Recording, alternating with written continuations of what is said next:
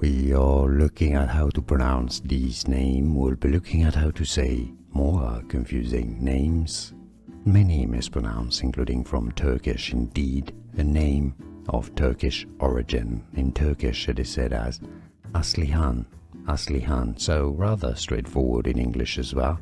Aslihan, Aslihan. We are looking at how to pronounce these names. We'll be looking at how to say more confusing names. Many mispronounced, including from Turkish. Indeed, a name of Turkish origin. In Turkish it is said as Aslihan, Aslihan, so rather straightforward in English as well. Aslihan, Aslihan. Here are more videos on how to pronounce more confusing words and names too many mispronounced. Like this video if you found it useful. I appreciate your support. I'll see you soon and thanks for watching.